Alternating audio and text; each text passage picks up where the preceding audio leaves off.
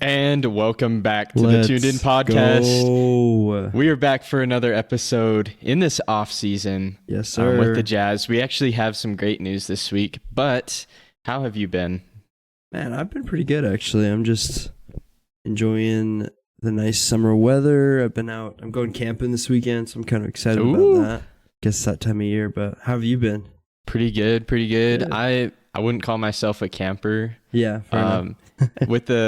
If it's like a cabin with electricity, count me in. Oh, fair enough. No, that's Nice. dope. That's dope. I'm not really like a deep woods camper. I just like find one off the side of the road, so I'm not a crazy camper. Just set up camp wherever. Yeah. That's fair. Yeah, it's been good. Running through classes, watching some playoffs. We'll get into the NBA Finals. We have the matchup now. Dallas and Celtics. We kind of saw that coming after the first couple games, but here we are. Yep. Here we are. But we're in for a great episode today.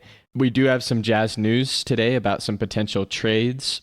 Going to talk NBA Finals and give our predictions for the series and what's about to happen. We'll kind of review the East and Western Conference Finals MVPs.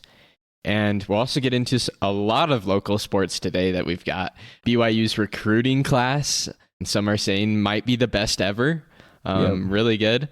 And also we have some of the final names for the Utah hockey team, and we're excited for that. Yes, lots to be excited about in today's episode, and that means that it's a great opportunity for you to share it with a friend. Don't forget, we're on Spotify, Apple Podcasts. We're also now on YouTube. You can find us on YouTube at Tuned In Jazz. So it's even easier to share now, and also, as always, we're on Instagram. So don't forget to go check out all those. Give us a follow. We really appreciate your support. And this is episode 31 of Tuned In Jazz.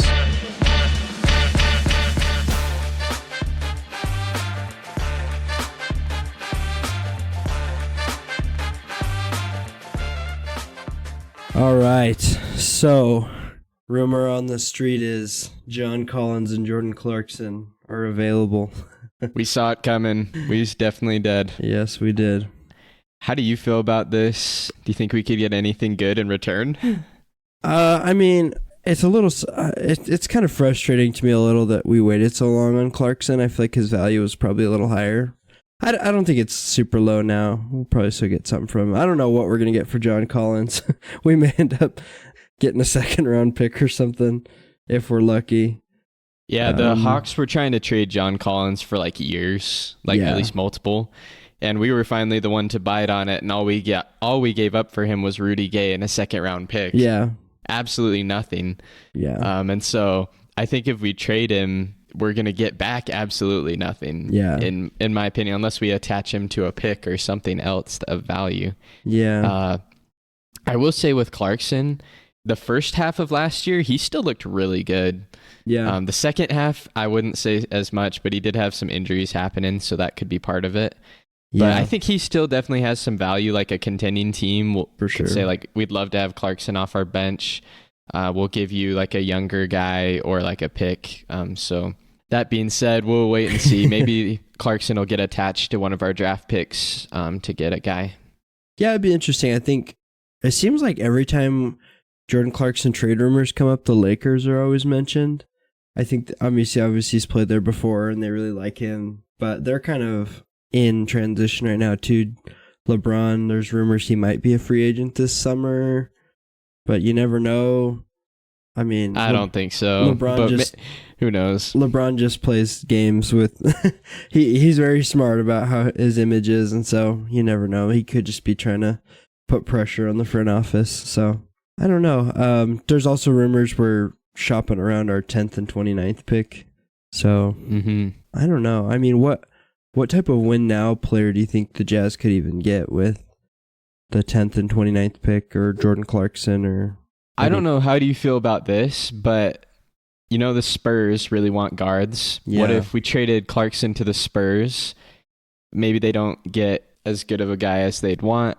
Maybe he's off the bench. Maybe we could get like Trey Jones or I don't know. He's probably the guy I'd want the most to be either Keldon Johnson or Trey Jones for Jordan Clarkson. I don't know how you feel about that. Yeah, I like Keldon Johnson a lot. Trey Jones is really good too. I actually haven't watched as much Trey Jones. Keldon Johnson, I remember watching him on Team USA, how long ago? Like 3 years ago or something. He was like, that was like the year that they didn't have like barely any centers. It was pretty much just Bam. And Keldon Johnson came in and played really well for them. So, I mean, I kind of like the potential of that. That's a really good idea. Yeah. I mean, the Spurs also have 2 lottery picks, so if we could get pick 8, that would be pretty dope too. Yeah, that'd be nice. I'd love that. As I've thought about like our picks, I almost wonder if our 10th pick is more valuable than it normally would be, because like with a draft like this where there's no clear top tier group of guys, like a 10th pick has much more potential to like hit than it usually does, you know? It's still the 10th pick, unfortunately, but yeah, have you been looking at like the mock drafts that have been coming out? Yeah, they're all over the place. Still, it's so crazy. Yeah, I think they'll get more solid in the next couple weeks. Yeah, I've seen the Jazz with Ron Holland. Mm-hmm. I've seen him with forgotten Jalen Williams' brother. Oh yeah, Cody Williams. Cody Williams, right? Yeah, right. I've seen him with Rob Dillingham. Yeah. Just about everything. I think Stephon Castle has risen too high on the board for us to get him. Sadly, I he still was our saw guy. one with us having him, but I think you're really? right. I don't think the draft was right. I just thought it was interesting that he was still projected. Rob Dillingham's one. I've seen Dalton Connect be one. It just whenever I see he's Dalton around Connect, that range. I always laugh whenever I see Dalton Connect because it almost just seems like people just think that's a Jazz brand pick. Like Dalton Connect just seems like a Jazz player, you know. So I think he'd be a good pick, though. It's funny to me. Yeah, I mean, I think he'd be great offensively. So I'll take that 100%. Absolutely, he's been really nice. It's possible Donovan Clingan falls to us too. Yeah. So who knows with that? Yeah, I don't think the Jazz are getting Bronny. The more I listen to things about Bronny, I mean, obviously not with the 10th pick. I mean, with the 29th pick, but yeah, I don't think I think we could get somebody else. Yeah. But I know every article writer like loves to write about Bronny because people want to look at that. Yeah, we talked about him not too long ago, but I read something recently that was talking about how he's gotten like 15 draft workout invites, but he's only like responded to like 2 or 3 of them. And I would be very surprised if the Jazz were one of those 2 or 3. But so yeah, even if we wanted him, I'm guessing he's probably not available to us. So yeah, we'll see. Another guy I really like is, might say his name wrong, but Matas Buzelis. Yeah, I think could be nice. He would be like the triple towers with Markkanen, him, and Kessler, because he could play small forward, and he's pretty similar to Lauri Markkanen actually. Mm-hmm. With his play style, he didn't shoot the greatest last year in the G League, but I think he's an okay shooter normally. We'll see, but he's a pretty good defender, and he's so tall. He's 6'8", so yeah. Well, and if we've seen anything the last couple of years, apparently you need a tall European in order to win an NBA championship. So, I mean, I guess we have Lowry, but it wouldn't help to have 2, right? So yeah, definitely wouldn't hurt. But yeah, we'll see. Hopefully those mock drafts start to actually get kind of similar because they're kind of all over the place. But maybe that's just how the draft is this year. There's just maybe like 15 to 20 guys that could be in the lottery, and you just don't know what order they're going to be in, right? Absolutely. A team that's not looking well, they're looking great, but the Thunder's GM, did you see his comments about our boy Gordon Hayward over there? Yeah.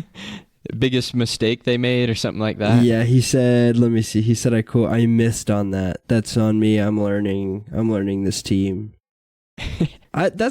I respect like the taking accountability. I think he could have worded it a little better. I don't think he meant to word it like that. It's kind of a little disrespectful, but I could agree that wasn't the best trade for them.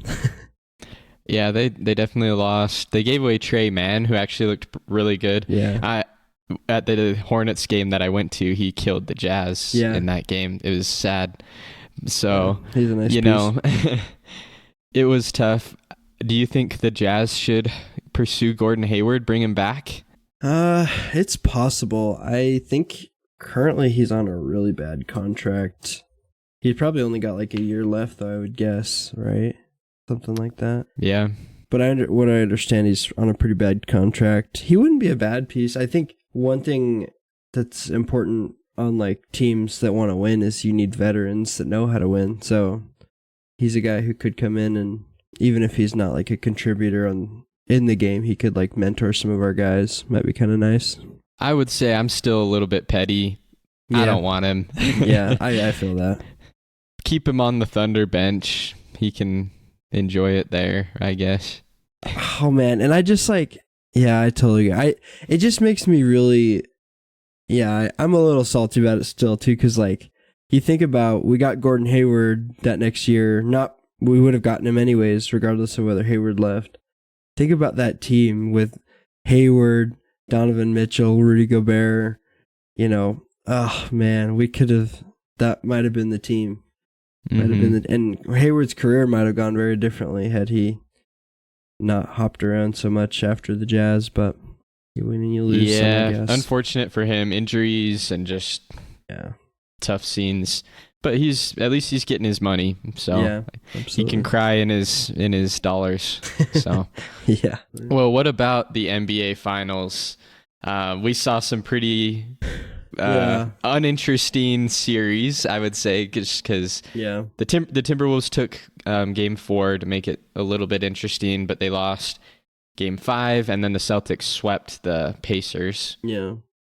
Halliburton went down. That just kind of ruined that series, to be honest. But let's start with the Mavericks. Are you surprised that the Mavericks are in the finals?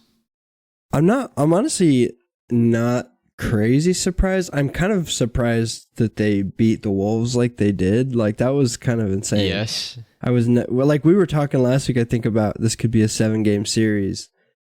And it was a little closer than like the record would show. Like, I mean, the first 3 games all went down to the last minute, basically. The last 2 didn't really, obviously, but man, Luka and Kyrie are such a...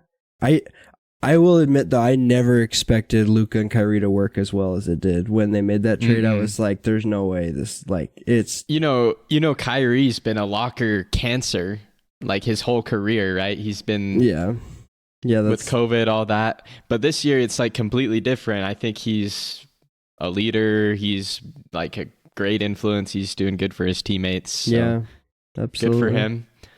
I will say I was high on the Mavericks to get to the Western Conference Finals. Like, I thought they could beat the Thunder. Yeah. I kind of predicted that. But I didn't think, if the Timberwolves beat the Nuggets, I thought they were going to be on top of the world. Yeah. Beat the defending champions, championships right in their hands, but they just laid an egg. And it was kind of hard for them. Yeah, I agree. Yeah. What do you think? I mean, we talked a little about the Cavs when they lost, because obviously it has to do with the Jazz, but do you think the Wolves, do you think that they just reload next year and try again, or do you think that they're going to make a big move? Like, I think Cat played absolutely horrible this series. Like, he was so bad, like easily their worst player in the series. I'm not saying they trade him, but I'm just saying, like, something's, I don't know. What do you think? I think with the contracts, Anthony Edwards, he's there. There's no way they're getting rid of him. No shot. And I think Rudy Gobert, it's gonna be really hard to trade that contract. Like, absolutely. I don't think teams are like actively calling the Timberwolves about Gobert because of that contract. So he's pretty much there too. Yeah. And they just barely gave Naz Reid his money. Yeah. And so Cat's the odd man out if they're gonna make a move. So I think it's going to be a hard decision for their GM. They either run it back, like you said, maybe they go over the luxury tax a little bit. Yeah. Just pay their guys and hope for a championship. Or maybe they trade Cat for like a couple mid-tier players that can fulfill roles off the bench and just make you better. Yeah. I think you kind of see that with the Nuggets. Like, they have the best role players in the league, arguably. Yeah. Like, Aaron Gordon is an amazing role player. Michael Porter Jr., he shoots, and that's all he needs to do, right? And so, like, there's definitely a blueprint. You don't need like all-star guys. You can just get like really good role players like that. So maybe they could trade Cat for like a couple people that are decent. Yeah, I totally agree. I think even just like Katza, I mean, he was an all-star. Wasn't he an all-star this year? He was. Yeah, he was. He had a really good season. And I overall not a bad player. I still think he has, as far as the Timberwolves go, I think he's still the second most valuable player.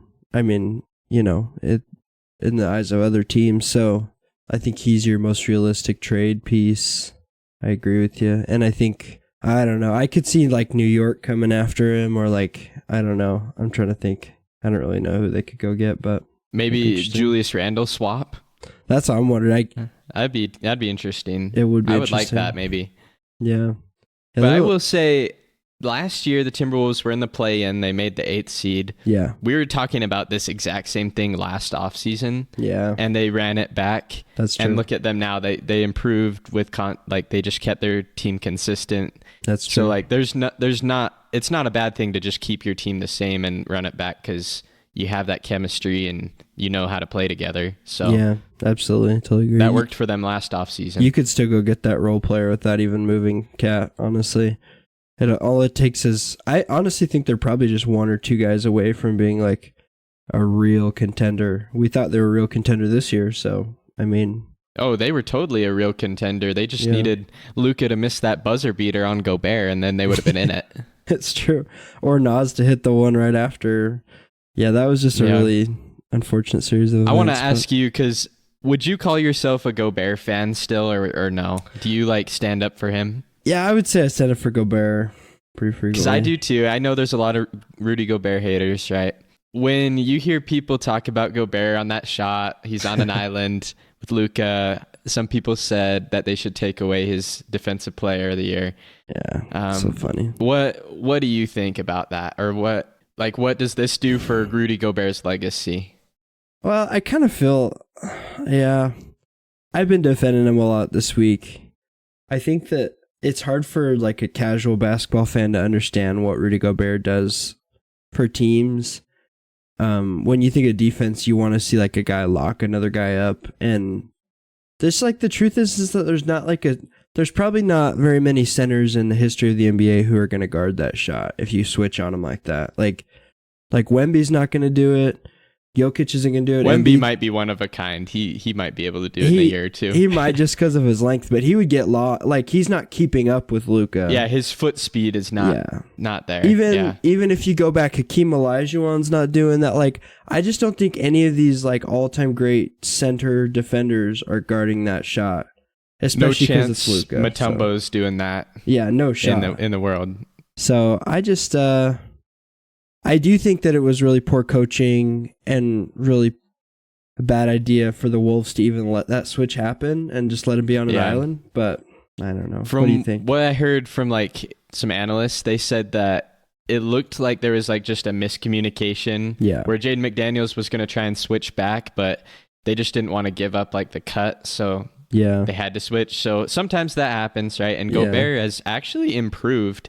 Like, if you look at the stats, he's a pretty good like shot contester and perimeter defender if he has to. Yeah. And honestly, like, he got his hand to contest. Like, it wasn't like Luka was wide open or breaking his ankles. Like, he put his hand out there. So I think the worst one when I think about Gobert on skates is Curry. I don't know if Steph Curry, where like spun him around.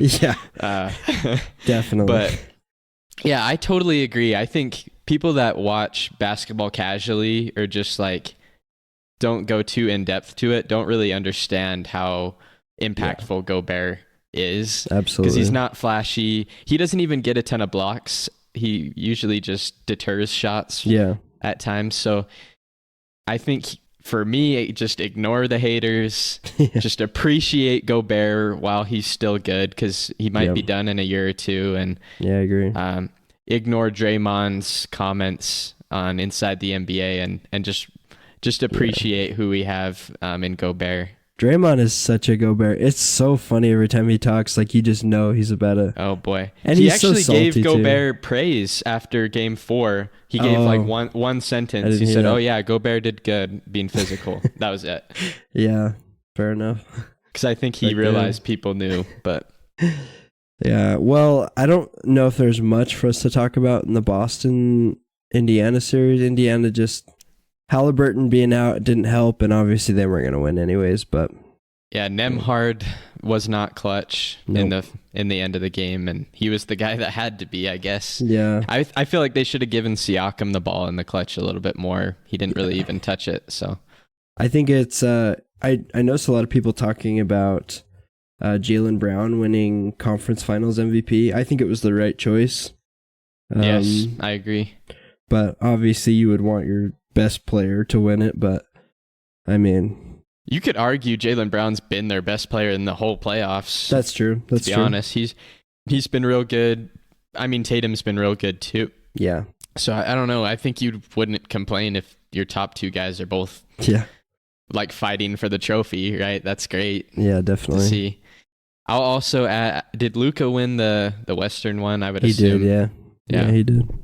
So I think it's the Larry Bird Trophy for the East, and do you know the West one? Magic Johnson, yeah. Magic. Okay, that makes sense. Yeah, Larry Magic. Very cool, very cool. Speaking of like the 80s basketball, Bill Walton passed away at age 71. Yeah. So really sad. He's an absolute legend on the court and off the court and commentating, and we'll miss him. He had a fun personality. One of a kind. Yeah. I wouldn't say we were both not old enough to watch him play. Yeah. But at least like hearing him here and there on broadcasts, he seemed like a good guy. Yeah, one of the best college basketball players ever. If you ever want a good laugh, go on YouTube and watch Bill Walton's highlight reel for calling games in college, because he just dropped some. I was watching a video the other day where he just like ate a cupcake and the candle was still lit, and he just like put the whole thing in his mouth. The dude's just crazy, but he will be missed. I believe he died from cancer, such an ugly disease, and hopefully we'll find a cure someday. But rest in peace with his family, and we'll miss him. He seemed like a great guy. Absolutely. Well, I guess now that we're at the finals, what do you think's gonna happen? This is kind of a crazy series. Well, I'm gonna stick with my prediction. We did our full brackets at the beginning of playoffs. Yeah. And I think we both picked Celtics, right? Yeah. I'm pretty sure you did too. Yeah. Of course, I put the Nuggets in the finals. They didn't make it, which I'm okay with, I guess. Yeah. I'm gonna go Celtics in 6 games. Ooh, okay. I think, yes, the Mavericks looked really good against the Timberwolves, so that's why I think it's going to be a close series. But the Celtics are just dominant. Yeah. I think they have more talent on their roster than the Timberwolves did, especially with just Tatum and Brown. I think they can be more consistent scoring-wise and more like clutch at the end of the game than Edwards and Cat. And so I don't know. I think that's really why the Timberwolves lost, because the games would get close to the end and Luka and Kyrie would just close be it clutch. out. And so I don't know. I think Tatum and Brown have a little bit more clutch gene. You saw Brown hit that shot in the last series. Yeah. Tatum's hit him too. So I don't know. These games are probably going to come down to the wire. It's just going to be who's making those shots. Yeah, I'm so excited. I think I was really interested in like the dynamic of this, because it almost like if Dallas and Minnesota went 7 games, like I didn't know how good that was going to be for them in the finals if they were facing a Celtics who had been off for a week and a half, But it's interesting. Both teams are going to be well rested, or semi well rested, obviously. I did go with Celtics beginning of the season. I think I'm going to go with Dallas, though. I really like Dallas. Oh, I like it. I think it's really all going to depend on role players here, which, we'll talk about who we think will be the best. But I heard Porzingis might be back for the finals, which would be huge for Boston. Also, I didn't see in the last game if Derek Lively played, but I know he had a really nasty injury. Cat kneed him in the head. He did play, and then Naz Reid hit him in the head to re-aggravate it, but he played through it. He was all right. Okay. So if he's at 100%, he's been surprisingly. Him and Daniel Gafford have been such big pieces for them in that last series, and I think they will be again. So if they're healthy, how many games for them? I'm gonna say this one goes 7. I think it goes 7. Ooh, at least I want to see a game 7 between these two teams. I think that would be so fun to watch. So I agree. I think especially without the Jazz being involved. Yeah. I'm here for game sevens. Yeah, absolutely. That's what we like as basketball fans. Absolutely. So, okay, so you got Dallas in 7, I got Celtics in 6. We'll see what happens. Yep. Who is your finals MVP?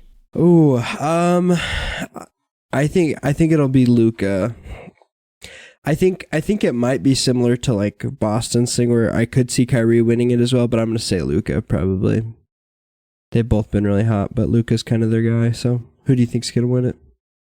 Yeah, I'm not going to be any weird prediction. I'm just going to go Tatum. Yeah. I think he's got to be the guy. So yeah, this won't be an Andre Iguodala type of year, unfortunately, but which I'm here for it if that's what needs to happen. Yeah, but if there was like a role player, if you could give a role player MVP, I guess who would you give it to, or who do you think would win it? If the Celtics were to win, I think it's got to be Drew Holiday. Oh yeah, most definitely. Because he's gonna lock up. He's got to lock up one of those guys. Yeah, he's probably gonna be playing him most of the game. Him and Derek White. Yeah, and I think Drew Holiday has also hit some big shots in his career. Yeah. I don't think he's an amazing three-point shooter. He doesn't need to score 20. He just needs to hit the shots that are open. And as long as he does that and plays good defense, he would probably be the difference maker for me. Oh, yeah, absolutely. I'm going to probably, since I picked Dallas to win, I'd probably say PJ Washington is going to be really big for them. He's already been really big for them this playoffs, but I mean, especially in the OKC series, right? He was he was on fire. Yeah, he had some he almost got 30 points a game, or 30-point game at one point. Like, he's been really nice. But I think it'll be I think you're right. Boston's got some defenders, and if Drew Holiday and Derek White are causing problems for Kyrie and Luka, I could see a guy like PJ Washington needing to step up and he could do it. He's shown he could do it, so I could see that.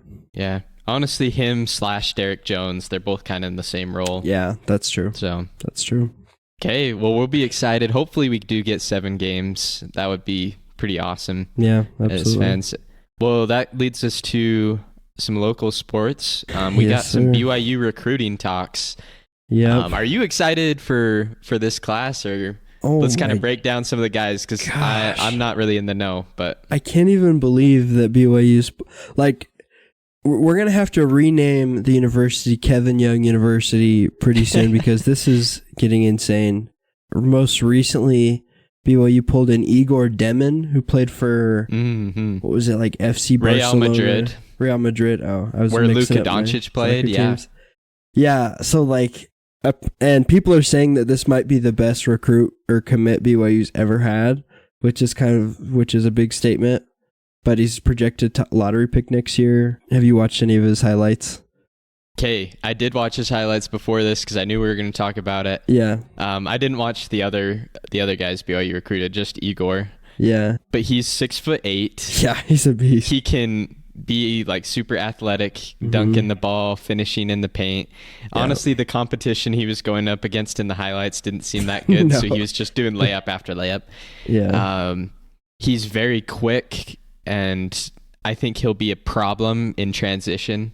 Yeah. If we get steals or if we run it, he can be like a one-man fast break, take the ball to the rack every time. Yeah. And I think he's also a pretty good shooter too. He has a good stroke, and I don't think you should leave him open. So honestly, I didn't see any holes in his game, but that's the point of highlights. So I'll be interesting to see what maybe his weaknesses are, but I think his strengths are definitely his size, finishing, and speed. Yeah, I could definitely agree. I think there's a definitely advantage of getting guys who have played pro club basketball. I know it's not quite like the level of being a pro, but he has spent time around professional coaches, and I'm sure that league has a couple of guys who are probably on the level of what college is. And so I think I'm really excited to see what he does. Hopefully he'll be good. BYU also pulled in 2 4-stars, flipped commits actually. Elijah Crawford followed his assistant coach. I'm blanking on his name, from Stanford. But he was a 4-star, committed to Stanford, and then decommitted and followed his coach. Brady Kozlowski's kind of a similar story, except he's a Utah guy. he was committed to USC. USC fired their coach, obviously, last year after how horrible that went with Bronny and all them. And so Brady Kozlowski opened it up, getting to BYU. So 2 4-stars and a pro club guy is that's pretty insane so far. I also add, just because I'm definitely, like, I don't always do the research before the games start, and I actually start watching these guys play. So I think Igor, he's kind of like a guard, right? Yeah, I would say, but he's super tall, so bigger probably wing, could play forward. Yeah. What is like Elijah Crawford's position, or what's Brody Kozlowski's position? So Elijah Crawford is, I think he's played point guard his whole high school career. He's like a top 100 guy, ESPN top 100.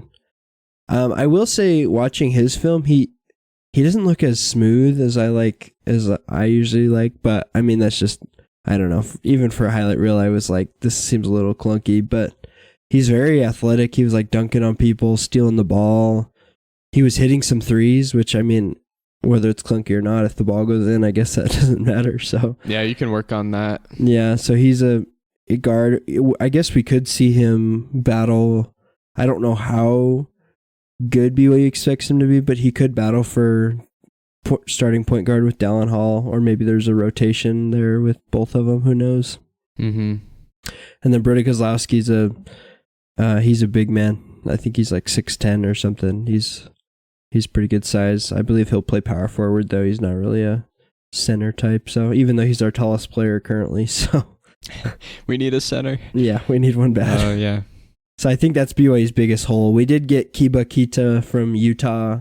He's also from Mali. So now we have Fousseyni Traore and Kiba Kita, both from Mali. But I think Fous is 6'6" and Kiba is 6'8", and they're both our centers. So some big dudes, but not really what we need. So, yeah. I wish we could get who's the guy in Utah State? He's Spencer Johnson's brother. Oh, yeah. I can't think of his name. Yeah, I can't remember his name either. Yeah, he was like 7'2" or something. We need to get him. Yeah, he's huge. Yeah, that would have been nice. Yeah, but I think he's just sticking with Utah State unless something's changed. I believe we did have another big man committed. What was his name? Jason Sannon? Yes. So I was reading an article about this in the last 24 hours. Apparently he was like a lock to come to BYU, except he didn't like meet academic requirements or something. I don't know the full details, but yeah, he's not coming. He's going to Arizona State, so we missed out on him. He would have been like a top 25 guy, so that would have been pretty insane. Yeah, that's really unfortunate. I think something must have been really wrong, because I feel like, I don't know, I'm not saying BYU like bends the rules for athletes, but I feel like that's never been a problem in our athletic department where we've turned guys away because of academics, or maybe we've just never heard about it, but that's kind of interesting. I bet all the news is going to be out right now. So yeah, absolutely. I'll say Isaac Johnson is the name of the guy at Utah State, and he played great in the tournament. Yeah. Wish we could have him, honestly, but it's all good. Good. He might be having a bigger role this year with. They lost their other big man. I can't remember. He went to Washington. I can't remember what his name is, but right. Their big guy. Yeah, I think on the Celtics current roster, they have a guy from Utah State used to play center. Oh, do they? So that's cool. Yeah. Yeah. His was Kita as well, but it was like spelled with a Q, right? Q-U-I. I don't know. Yeah. Yeah. Kita or Quita. Yeah. Yeah. Some other, I guess, interesting things. BYU, Jackson Robinson withdrew from the draft yesterday with the withdrawal deadline happening, but unfortunately didn't take very much time. He's following Coach Pope to Kentucky. I don't really blame him. If you have an opportunity to play at Kentucky, that's amazing. Plus he's probably getting good NIL money. Oh yeah. And so that's kind of unfortunate. We weren't really expecting to have him back, so and then another huge one is AJ DeBansa, who's currently the projected number 1 pick in the 2025 NBA draft. He just transferred to Utah Academy or Wasatch Academy. What's it called now? It used to be Wasatch Academy, but I don't know. I think it's like Utah Tech or something now. I don't know. It's like the Utah's private school where they get all the good basketball players. But Right. Yep. he just transferred there, and actually BYU has offered him. And I just read that he has already planned to come visit BYU. So that would be massive. So we'll see. Hopefully that one works out. But lots to be excited about for BYU basketball. I haven't really heard much about Utah basketball. I know Utah State's got some momentum, so hopefully we'll see. We'll see. Yeah. But good for BYU. We'll love to see those guys finally get on the court. Yeah. See if like all the hype's real. If that's really the type of players that we're gonna get. Yeah, we'll be there. Oh yeah, we'll be there. We'll also, just real fast, last kind of news we have with local sports, we're going to talk hockey again. Just some quick news that came out. Ryan Smith made his FaceTime appearance on the Pat McAfee show. Yes, and I don't know if he's supposed to say what he did, but he released 2 out of the final 4 hockey team names that we have. So Mammoth and Yeti are the 2 that are locks for the top 4. Yeah. How do you feel about those? Do you like Mammoth and Yeti? I think those are good, yeah. It's not really that surprising. Yeti was one I expected. Mammoth kind of caught me off guard when I saw it on the list originally, but it's kind of grown on me. I think you could do a lot of cool things with that. It's grown on me a lot. I honestly might like it a little better than Yeti at this point. Yeah, honestly, yeah, I agree. Yeah, what 2 do you think got... I mean, obviously they didn't get left off, but what do you think the other 2 are? I'm thinking Blizzards is on there. That's one that's my number 1 personally. Yeah. Is Blizzards, just because I think that relates well to Utah and all that. That's a really good one, yeah. And then maybe Outlaws. I think that one goes hard. Yeah. What about you? What do you think the other 2? Yeah, I could agree with both those. I like that most of the team names that we picked were like kind of unique. Like there's not a lot of... We don't have to compete for brand, obviously, but yeah, I think Outlaws is probably one that I think probably got left off. I saw a lot of people talking about that. One that I really like, this might be kind of a hot take, but I really liked Caribou, actually. I know a lot of people didn't like that one, but I think there's some cool stuff you could do with that.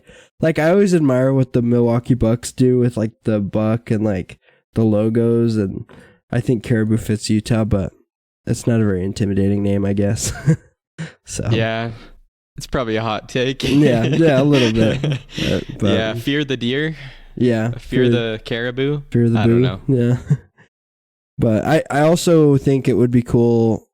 I think it would be like, I guess we do have the bees, but I really did like names that have to do with bees. I can't remember what the one on the list was, but I think it was like the Swarm. The Swarm was one of them. That would be cool, but I didn't see a lot of people talking about it, so who knows? It probably wasn't on there. So I don't think it made it. No, but hopefully, I don't know when the other 2 are going to get released, but when they do, I think it's a bracket, so you got to vote. Yeah, it's gonna be so sweet. There's a lot of... This hockey team is gonna be... man, I hope year 1 we freaking take this thing, because we got to at least make the playoffs, right? Yeah. That's the goal. If we don't make the playoffs, that would suck. But no matter what, I think I'm going to be there watching the games. Yeah. I also saw, driving down I-15 this week, a big billboard that said, Utah hockey team is going to be on Fox 13. Ooh, let's go. This year. So as long as you got that channel, you can watch all the games. Man, let's go. That's actually really good news. Well, thank you so much, everybody, for joining us on our episode today. We're grateful for you spending your time with us. Don't forget to call those people that you love. Be safe out there, and we'll catch you next week. Thank you all, and take care.